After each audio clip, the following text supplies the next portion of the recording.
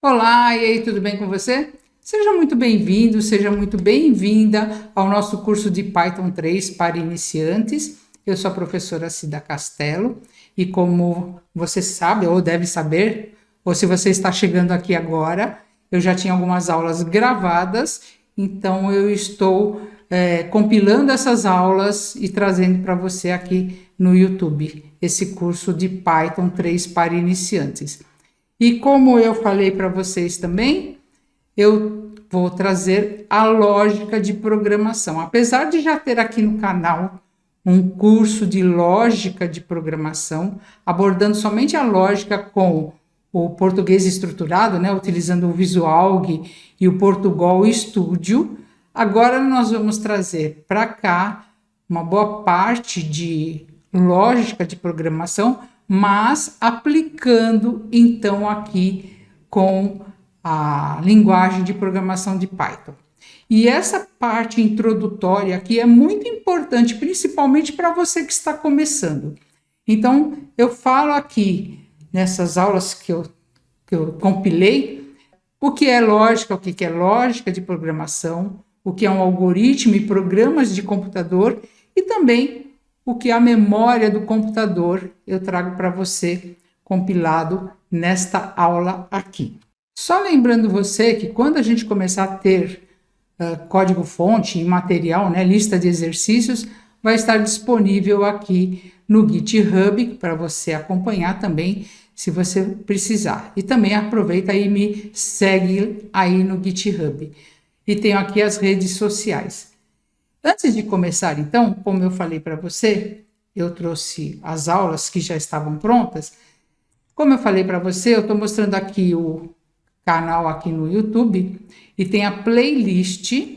Essa playlist, a gente tem aqui a playlist do curso de lógica de programação.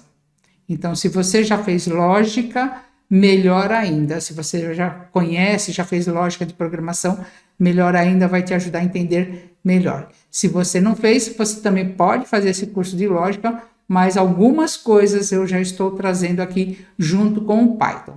A diferença é que nesse curso de lógica, como eu falei, a gente usa o português estruturado, então a gente vai abordar aqui problemas, vamos estruturar esses problemas, mas aplicar a solução utilizando o Python. Tudo bem? Então, vamos lá começar com as aulas que eu trago para você. Quando nós começamos a aprender programação, nós começamos aprendendo lógica de programação. Então, vamos ver aqui qual é a importância da lógica de programação no nosso aprendizado. Por que devemos aprender a lógica? Então, saber lógica é imprescindível. Todo programa que a gente vai fazer, que nós vamos construir, ele vai seguir uma determinada lógica que nós precisamos entender essa lógica, precisamos saber o que nós vamos precisar fazer. E a lógica de programação, ela é independente de qualquer linguagem de programação. Nós, quando estudamos a programação, nós temos lógica de programação e algoritmos. É uma disciplina que se tem nas escolas, nas faculdades. E nós escrevemos os nossos programas num pseudocódigo. Nós aprendemos a fazer fluxograma e também aprendemos a escrever os nossos programas em português estruturado ou Portugal, como costumamos dizer. Ou seja, nós escrevemos um algoritmo na nossa língua nativa, no português, onde nós vamos ler um problema, entender o que precisa ser feito e organizar esse nosso código, esse nosso pseudocódigo ou algoritmo, e para depois, então, que eu tenho ele já todo estruturado, tanto por meio de diagramas, que são o fluxograma ou diagrama de blocos, como no português estruturado, existem programas que você escreve em português seguindo as regras daquele programa e para depois então que você sabe como você vai resolver aquele determinado problema, você transcrever para uma determinada linguagem de programação. Então, na lógica de programação, quando nós estamos estudando, e no início nós precisamos muito entender o que temos que fazer, nós usamos essa lógica. Então, ela vai trazer para a gente o que a gente precisa fazer e como que nós vamos escrever um algoritmo. E aí você pode escrever o algoritmo no português estruturado. Aqui no nosso curso nós vamos entender a lógica, mas já aplicando no Python. Na lógica de programação, a gente vai entender o que são variáveis, constantes, os tipos de dados, o fluxo dos dados, então como que esses dados são organizados e o que eu vou precisar. Por exemplo, eu quero somar 2 números, então preciso pegar o primeiro número, pegar o segundo número para depois apresentar o resultado, somar, fazer a operação e apresentar o resultado. Então, esse fluxo de dados, como que o meu algoritmo ou o meu programa, ele vai caminhando. E entender também as condicionais, as estruturas condicionais, as estruturas de repetição. Esses são os pontos básicos da lógica de programação. E isso tudo nós vamos ver aqui no curso. Então, antes de começar, nós vamos falar aqui sobre lógica. Então, a lógica é a coerência do raciocínio, de ideias. Tudo que nós fazemos de uma forma lógica. Então, você pode estruturar o curso de uma sequência lógica. Então, eu vou começar pelo início, não vou começar pelo fim, tá certo? Então, para você fazer um trajeto da sua casa até o ponto de ônibus, você faz esse trajeto de uma forma lógica. Então, você vai sair da sua casa, abrir a porta, sair, fechar a porta e se encaminhar até o ponto de ônibus e esperar esse ônibus chegar para você entrar no ônibus. Você não consegue ir para o ponto de ônibus se você não sair de dentro de casa. Então, nós praticamos a lógica todos os dias, todas as horas, sempre. E a lógica de programação nada mais é do que contextualizar a lógica na programação de computadores. Então, eu vou ler um problema, ou eu tenho um problema para ser resolvido, vou organizar de uma forma lógica e vou escrever uma linguagem de programação e buscando sempre a melhor sequência de passos ou de ações para solucionar esse determinado problema. E essa sequência, então, é chamada de algoritmo. Vamos ver o que é um algoritmo e programas de computador. Nesse início, é inevitável a gente trazer bastante informações conceituais para você, para que você tenha uma formação bem sólida, uma base bem sólida.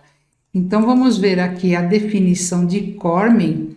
Ele fala que um algoritmo é qualquer procedimento computacional bem definido que ele vai tomar como um valor ou um conjunto de valores como uma entrada, vai produzir um conjunto de valores ou algum valor como saída.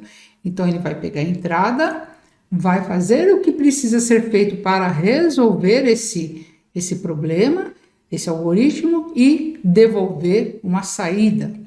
Então, portanto, um algoritmo é uma sequência de passos computacionais que transformam a entrada na saída, ou na resposta do que a gente precisa do nosso problema que estamos resolvendo. Nós temos aqui, então, ainda de acordo com o Cormen, que um algoritmo é uma ferramenta para resolver um problema computacionalmente, bem especificado. E aí nós temos também aqui que algoritmo, então, ele é uma sequência de passos ou ações que têm por finalidade atingir um objetivo bem definido. Tem que ser bem claro o objetivo que nós precisamos fazer, precisamos alcançar. E também temos mais uma definição que o algoritmo é uma sequência lógica e finita de instruções ou de passos que devem ser seguidas para a gente resolver um problema ou a execução de uma tarefa. Uma vez que a gente encontra essa solução algorítmica para o nosso problema que nós queremos resolver computacionalmente, então nós podemos traduzir para qualquer linguagem de programação. E exemplos de algoritmos, então, nós temos aqui, por exemplo, instruções para chegar a um determinado lugar, como, por exemplo, o Waze. O Waze é aquele aplicativo que ele vai traçar rotas para você sair de um determinado lugar e chegar até outro lugar. Logicamente, ali tem muita complexidade no desenvolvimento do aplicativo Waze. Então, um outro algoritmo, e não somente coisas escritas de programação, mas, por exemplo, instruções para a fabricação de um computador. Então, é uma sequência de passos que vão ser feitas. A receita culinária, então, não tem nada a ver com o código de programa, mas é uma receita culinária, é um algoritmo, porque é uma sequência de passos que você vai fazer. Então, você vai separar os ingredientes, vai ter a forma de como você vai misturar esses ingredientes, colocar no forno, se for um bolo, alguma coisa desse jeito, para você ter o resultado dessa receita que você está fazendo. Por exemplo, hoje em dia se escuta muito falar no algoritmo do YouTube, no algoritmo do Facebook, do Instagram.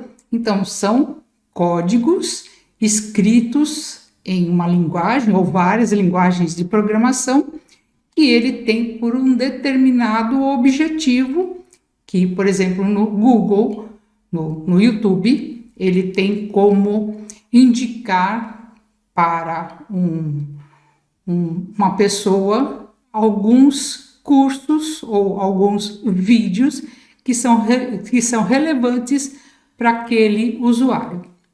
E esse algoritmo, então, ele tem 3 fases. Eu coloquei 4 aqui, mas ele tem 3 fases. Primeira coisa, nós temos que identificar muito claramente o problema. Eu preciso saber ler um enunciado de um problema e ter essa clareza do que esse problema está pedindo. Quando a gente faz essa leitura desse nosso problema, a descrição do problema, nós precisamos identificar quais são as entradas de dado ou de dados, identificar os processamentos, ou seja, o que eu vou fazer com aqueles dados que eu identifiquei de entrada e identificar quais são as saídas, uma ou mais saídas.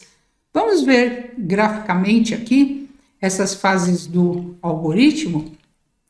Então, nós temos aqui a entrada de dados, a gente costuma falar. Então, essa entrada de dados para o nosso algoritmo, ela pode ser fornecida pelo usuário. Então, o usuário digita alguma coisa e o nosso algoritmo vai ler isso que ele digitou. Pode vir de uma consulta num banco de dados ou de um outro sistema qualquer. Por exemplo, se você entrar no seu navegador e você quiser entrar no Facebook, então você vai digitar o seu usuário, o seu login e senha, né? O usuário e senha. Então, isso você está fornecendo a entrada de dados para o Facebook. Aí ele vai consultar se realmente existe aquele usuário e senha. Caso for positivo, ele vai abrir a sua página lá no Facebook. Um outro exemplo aqui, um outro sistema, você já deve ter visto em algumas lojas, alguém pergunta para você qual é o CEP de onde você mora. A pessoa só informa o CEP e ela já tem todos os dados da rua onde você mora, bairros, você só precisa fornecer o número e complementos. Por quê? Porque ele vai acessar a base lá dos Correios, então a entrada de dados lá para o sistema dos Correios foi o número do CEP e ele devolve, então a saída ele vai devolver para a gente o endereço.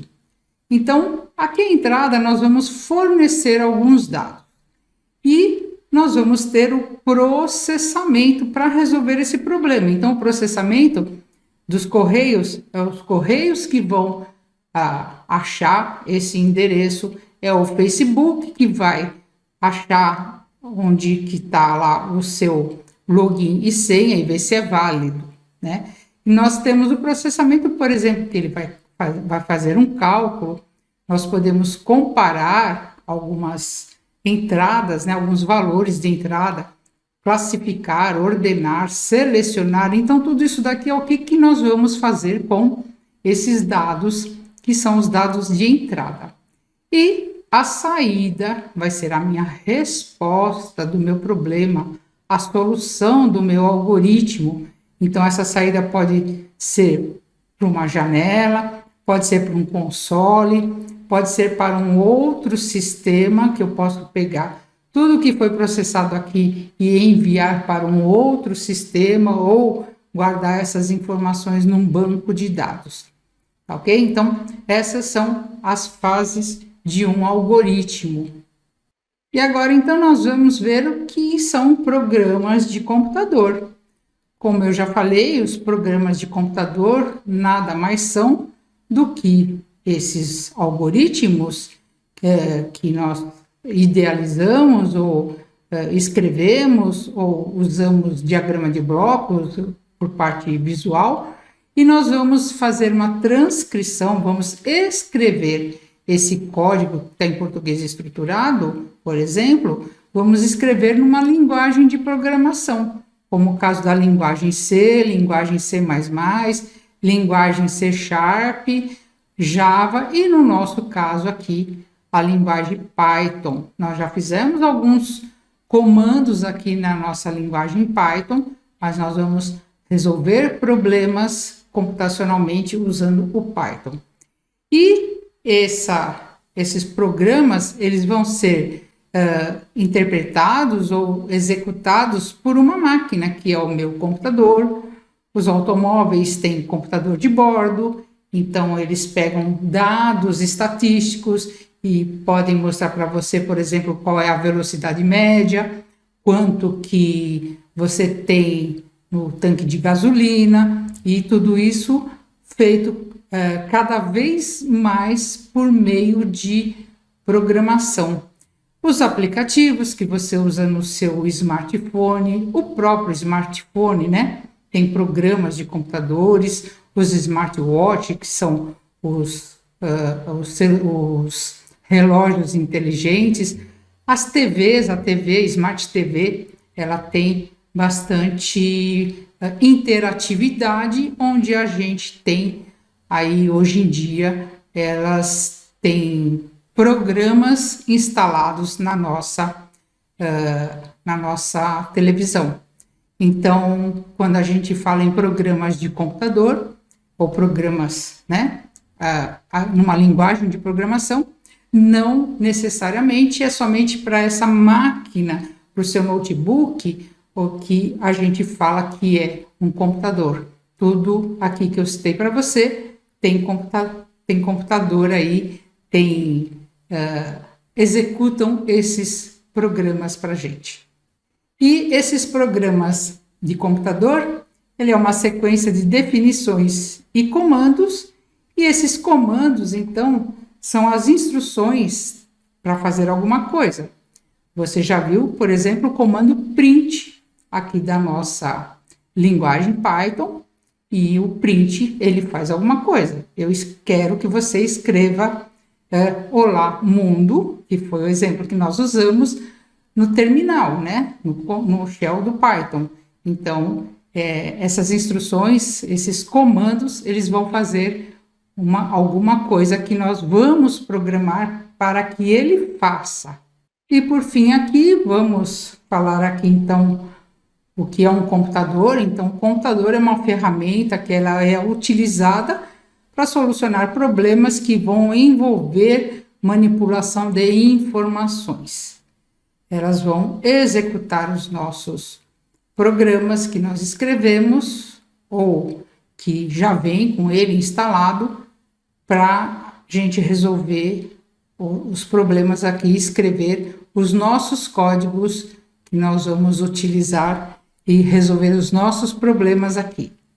O nosso computador, ele tem várias peças. Quando ele é montado, muitas delas são conhecidas, outras nem tanto, é mais para quem estuda hardware e coisas técnicas. Eu não quero me aprofundar muito em coisas técnicas, mas no seu computador você tem um HD ou um SSD, que é onde a gente salva os nossos arquivos, onde estão instalados os nossos programas, até o seu sistema operacional, onde você salva os arquivos que, por exemplo, nós fizemos um arquivo do Python.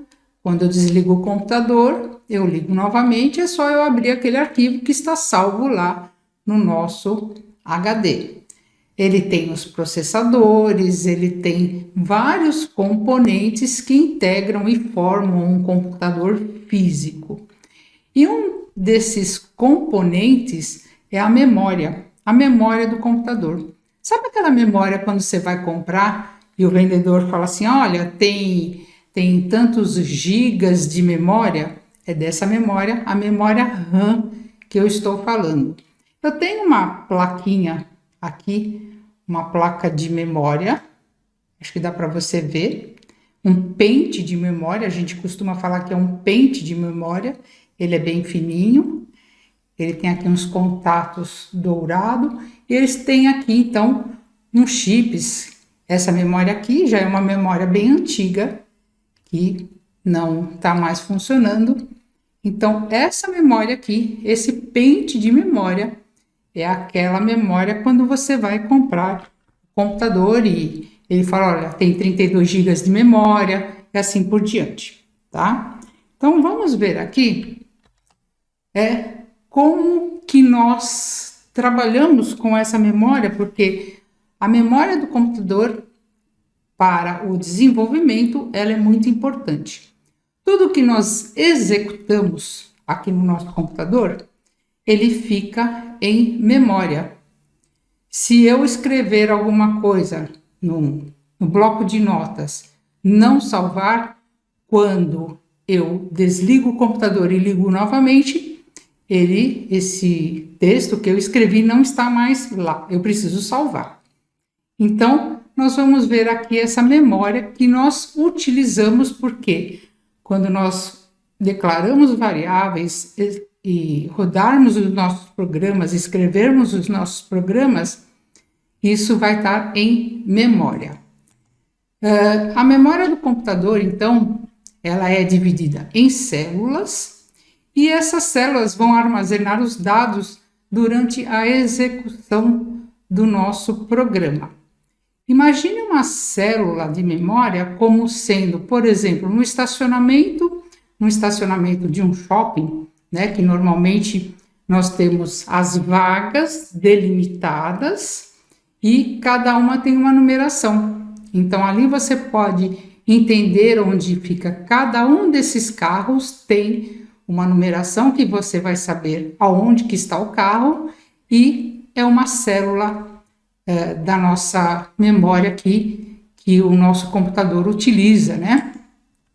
Então, eu fiz um desenho aqui, por exemplo, eu tenho aqui uma célula de memória, uma outra célula, cada quadradinho desses daqui, ou retângulo, representa uma célula da minha memória. Uns quadradinhos aqui são menores, outros são maiores, porque a forma como o nosso sistema operacional e os nossos programas, ele vai gerenciar essas células de memória. Isso a gente não precisa se preocupar. o próprio sistema operacional que vai gerenciar isso para a gente.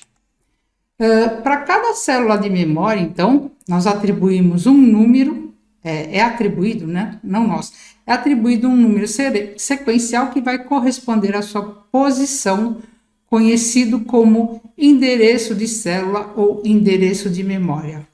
Trazendo novamente a analogia do carro estacionado num shopping onde tem a numeração em cada uma das vagas, é disso que a gente está falando. Então, cada quadradinho daquele que eu mostrei, ou cada célula, ela vai ter um endereço de memória. Isso quem gerencia é o próprio sistema operacional. E então, gostou da aula de hoje?